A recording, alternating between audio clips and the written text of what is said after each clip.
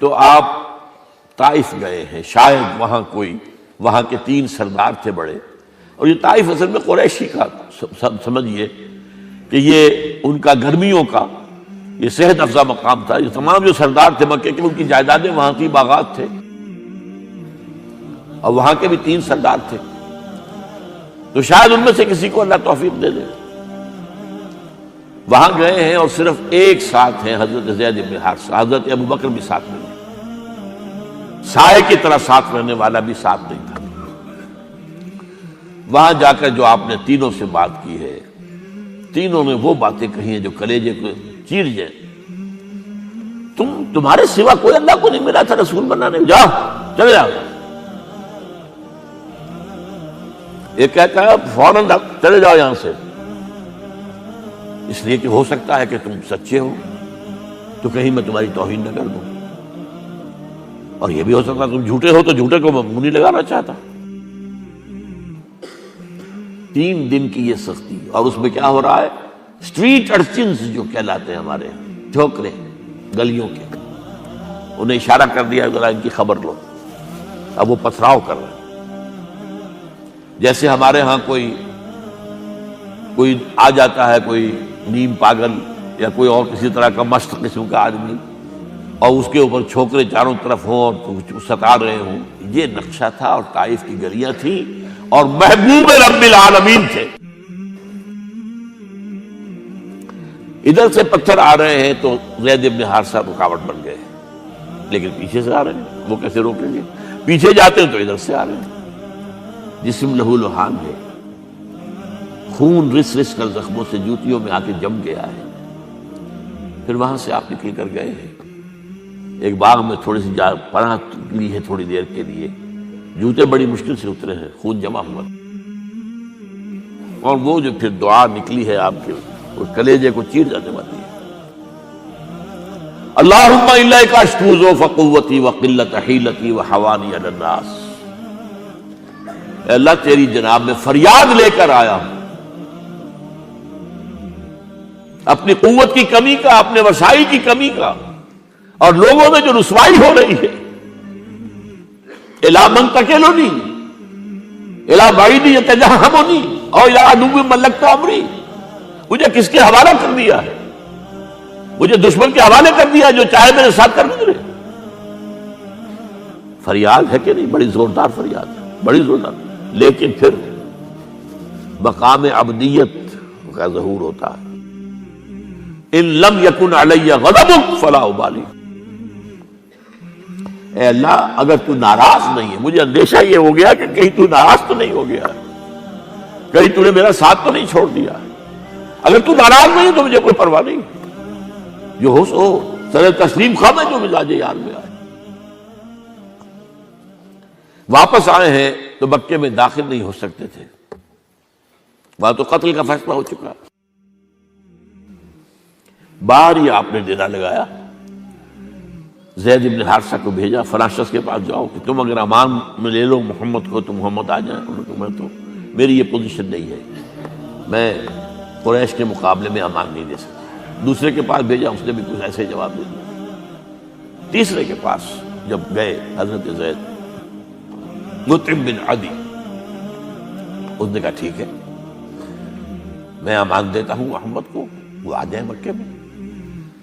حضور سے آگے کہا، حضور نے فرمایا نہیں جا کر کہو، آ کر لے کر جا۔ کیوں؟ کیا پتا اچانک جو ہے میرے داخل ہوتے کوئی مجھ پر حملہ کرے، قتل کر دے۔ وہ تو یہ کہہ سکے کہ ہمیں کیا پتا تھا کہ مطعم نے جو ہے امان دی ہے، I never knew it۔ اب یہ قبیلے کے اندر یہ ہوتا تھا کہ ایک نے امان دے دی، سب کی طرف سے امان ہے، لہذا حضور نے فرمایا آ کر لے کر جاؤ۔ وہ اپنے 6 بیٹوں کو ہتھیار سجا کر لے کر آیا ہے، اور پھر لے کر گیا حضور کو، کہتا ہوا گزر رہا ہے راستے میں، لوگوں سن لو محمد میری امان میں ہے صلی اللہ علیہ وسلم۔ اس لیے آپ کو مکے کے اندر پھر 2-2.5 سال مزید رہنے کا موقع ملا ہے، اور اتنا بڑا احسان آپ نے مانا پھر مطعم بن عدی کا کہ غزوہ بدر میں جب 70 اسیر تھے قریش کے حضور کے پاس، تو آپ نے فرمایا تھا کہ اگر آج مطعم زندہ ہوتا اور وہ سفارش کرتا تو میں ان سب کو چھوڑ دیتا بغیر کسی فدیے کے۔ بہرحال یہ چند باتیں میں نے آپ کو بتائی ہیں، باقی تو یہ کہ غار ثور ہے کیسی کیسی، اور پھر غزوہ بدر سے پہلے کی رات ہے، اور وہ آپ کا زندگی کا طویل ترین سجدہ ہے اس میں، جہاں تک یہ الفاظ بھی آپ نے کہہ دیا اللہ اگر کل یہ جو 313 یہاں جمع ہیں اگر یہ ختم ہو گئے تو پھر قیامت تک تیرا نام لینے والا کوئی نہیں ہوگا، میں آخری رسول ہوں، میری یہ 15 برس کی کمائی ہے۔ اس وقت کہا حضرت ابوبکر نے، وہ پہریدار کی حیثیت سے کھڑے تھے، حسبک حسبک حضور بس کیجئے بس کیجئے۔ بہرحال بدر ہے، احد ہے، زخمی ہوئے ہیں، دندان مبارک شہید ہوئے ہیں، خون اتنا بہا ہے کہ بے ہوش ہو گئے ہیں، اور خبر اڑ گئی ہے کہ آپ شہید ہو گئے، یہ سب کچھ، اور سب سے بڑھ کر حمزہ کی لاش سامنے آئی،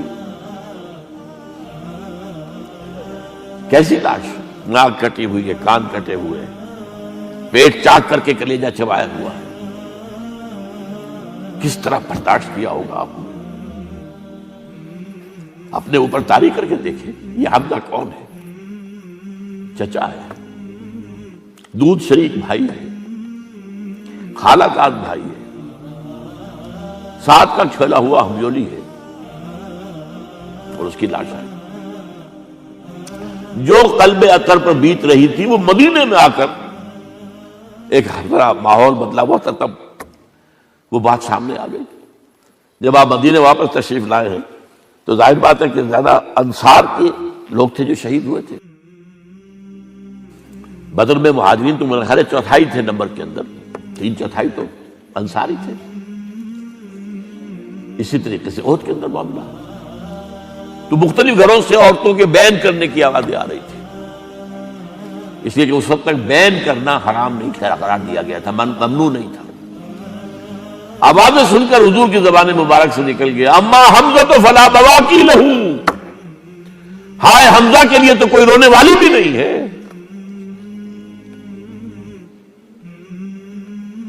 اس پر پھر صحابہ نے، انصار نے اپنے ہاں کی خواتین کو حضرت صفیہ کے ہاں بھیجا، وہ سگی بہن تھی، وہاں انہوں نے جا کے یہ بھی تعزیت کی بہن کی۔ غزوہ احزاب کا آپ نے سن لیا، اسوہ رسول پر نہ معلوم کیا کیا باتیں چیز لوگوں میں مشہور ہو گئی ہیں۔ اسوہ کا لفظ آیا کہاں ہے قرآن میں؟ سورہ احزاب میں۔ وہ اسوہ کیا تھا؟ جب خندق کھودنے کا فیصلہ ہوا ہے اور خندق کھد رہی ہے، حضور بھی لگے ہوئے ہیں، بھاری بھاری پتھر اٹھا کر کندھے پر لا کر باہر پھینک رہے ہیں، پتھریلی زمین تھی، ایک پتھر کسی سے ٹوٹا نہیں تھا، تو حضور نے جو ہے 3 دفعہ جو اس کے اوپر ضرب لگائی تب ٹوٹا ہے۔ لیکن یہ کہ کئی دن کے فاقے ہو چکے تھے، کھانے کو کچھ نہیں، پورا محاصرہ تھا، 12,000 کا لشکر گھیرے ہوئے، یہاں تک کہ آپ کو معلوم ہے کہ گھروں کے اندر بیت الخلا تو نہیں ہوتے، باہر جاتے تھے قضاء، اس کا کوئی امکان نہیں۔ شدید ترین آزمائش جو ہوئی ہے اس کا نتیجہ ایک طرف یہ نکلا کہ منافقین کا نفاق ان کی زبانوں پر آ گیا۔ قرآن مجید میں ہے یہ انہی آیات میں، ما وعدنا اللہ ورسولہ الا غرورا، ہمیں تو اللہ اور اس کے رسول نے دھوکہ دے کے مروا دیا۔ ہم سے کہا تھا کہ قیصر و کسریٰ کے خزانے تمہارے قدموں میں آئیں گے، اور حال یہ ہے کہ اب رفع حاجت کے لیے باہر نہیں جا سکتے، کھانے کو کچھ نہیں ہے۔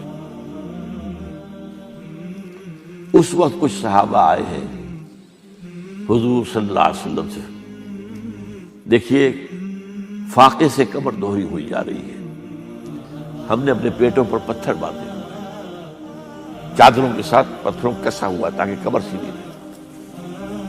حضور نے اپنا کرتا مبارک اٹھا کر دکھایا، 2 پتھر بنے ہوئے۔ یہ ہے اسوہ، یہ ہے آپ کی سنت، آپ کا اسوہ حسنہ۔ لیکن اس اسوہ حسنہ سے فائدہ کون اٹھا سکتا ہے؟ لقد کان لکم فی رسول اللہ اسوۃ حسنۃ لمن کان یرجو اللہ والیوم الآخر وذکر اللہ کثیرا۔ اسوہ تو اپنی جگہ ہے، قرآن میں ہدایت سب کے لیے، ھدی للناس، لیکن فائدہ اٹھائیں گے صرف متقین، ھدی للمتقین، ہے سب کے لیے، اسوہ سب کے لیے ہے۔ لیکن استفادہ وہی کر سکے گا جو 3 شرطیں پوری کرے: اللہ اور یوم آخر پر ایمان اور اللہ کا ذکر کثرت کے ساتھ. بہرحال یہ میں نے آپ کے سامنے اس حوالے سے رکھا ہے. یہ اسوہ جو ہے حضور کا، یہ ہم پر اتمام حجت ہے. دیکھیے، نوٹ کیجئے، پوری نوع انسانی پر اتمام حجت اسلام کا نظام عدل اجتماعی جو قائم کر کے دکھا دیا، حجت قائم. اسے انگریزی میں کہتے ہیں اٹس ڈویبل، کیا جا سکتا ہے، یہ کام ہو سکتا، اس لیے کہ زمین پر قدم بہ قدم چل کر یہ انقلاب آیا. محنت سے آیا، مشقت سے آیا، ایثار سے آیا، قربانیوں سے آیا، تکلیفیں جھیل کر آیا، صبر و مصابرت سے آیا، استقامت و مقاومت سے آیا. یہاں پر معجزوں کی کار فرمائی نہ ہونے کے برابر ہے. یہاں دھوپ سے بچانے کے لیے کوئی اللہ نے صاحبان نہیں دیا، ظل اللہ علیکم الغمام، اور بھوک سے بچانے کے لیے من و سلوہ نازل نہیں ہوئے. غزوہ تبوک میں ایسا بھی ہوا ہے کہ 3 مجاہدین کا 24 گھنٹے کا راشن ایک کھجور. ایک نے منہ میں رکھی، کچھ چوس لی، کچھ گلوکوز چلا گیا اس میں سے، دوسرے کو دے دی، اس نے چوس لی، پھر تیسرے کو. من و سلوہ نازل نہیں ہوئے. محنت، مشقت، ایثار، قربانی، صبر، مصابرت، استقامت، مقاومت، یہ ہے اسوہ رسول. ولما رأى المؤمنون الأحزاب قالوا هذا ما وعدنا الله ورسوله وصدق الله ورسوله.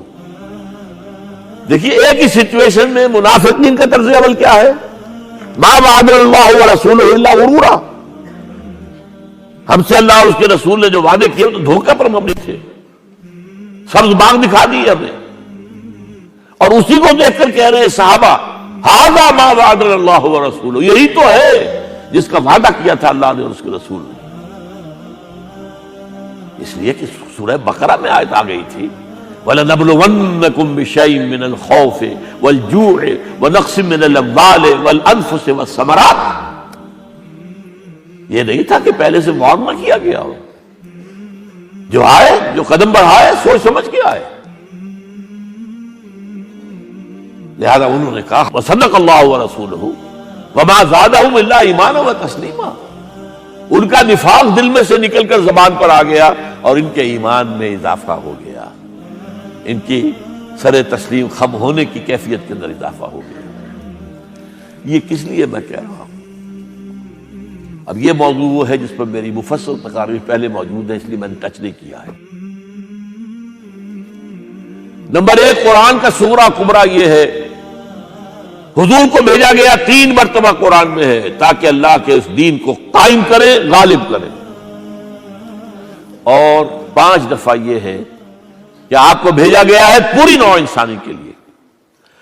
جب تک پورے عالم انسانیت پر اللہ کا دین قائم نہیں ہوتا، حضور کا مقصد بعثت ہنوز شرمندہ تکمیل ہے. بقول اقبال، وقت فرصت ہے کہاں، کام ابھی باقی ہے، نور توحید کا اتمام ابھی اور ہونا ہے. یہ حضور کی دی ہوئی خبر ہے، وہ صادق المصدوق، ہونا ہے، ہوگا. لیکن ہوگا میری اور آپ کی محنت سے اور مشقت سے اور جد و جہد سے اور قربانیوں سے اور ایثار سے. اور اس کی حجت حضور نے ہم پر قائم کر دی.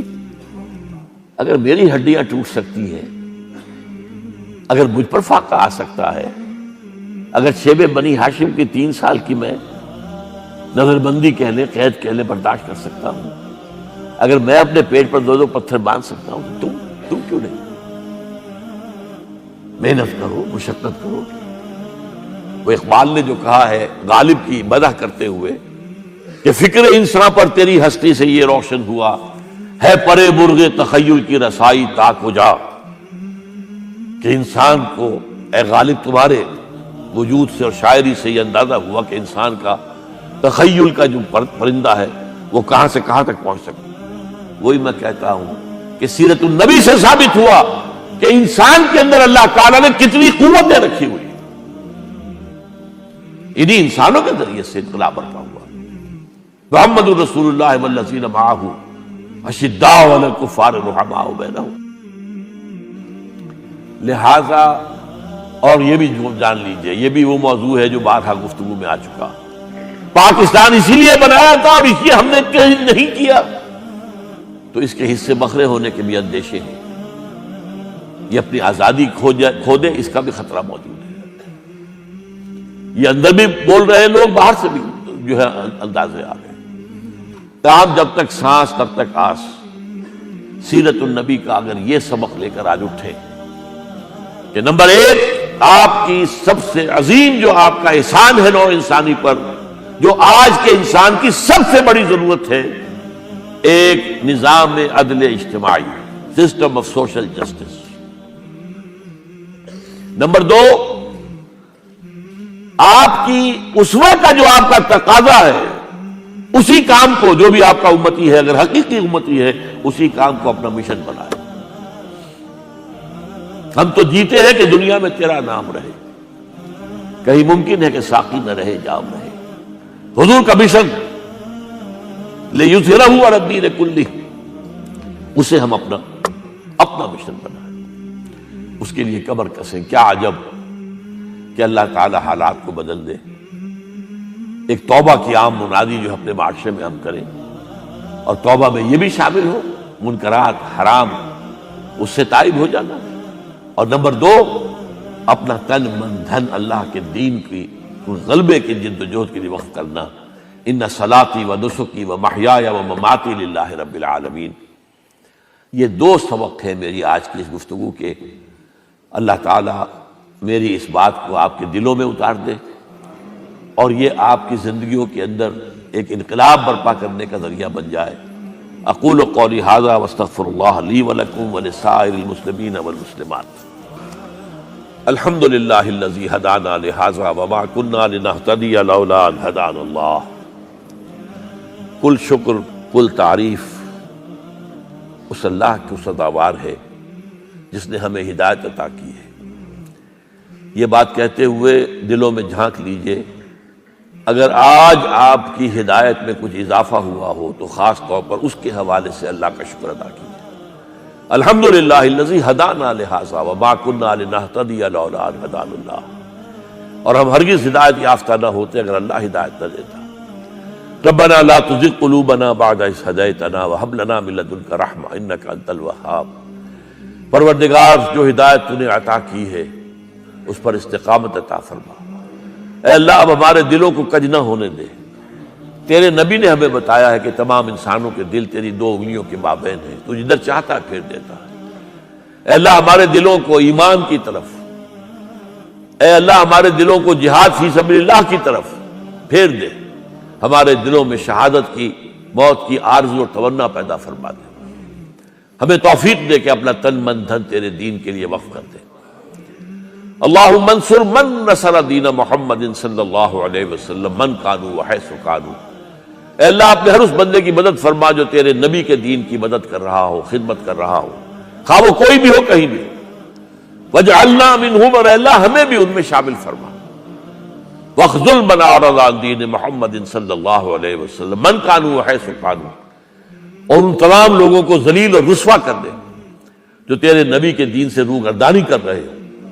اور اے اللہ ہمیں بچائے رکھ کہ کہیں ان کے پھندوں میں، ان کی لچھے دار گفتگوؤں میں، جال میں پھنس نہ جائے. اللہم اغفر لنا ولآبائنا ولأمہاتنا ولجمیع المؤمنین والمؤمنات والمسلمین والمسلمات الاحیاء منہم والاموات انک سمیع مجیب الدعوات. وصلی اللہ تعالی علی حبیبہ وخلیلہ وعبدہ ورسولہ ونبیہ محمد وبارک وسلم برحمتک یا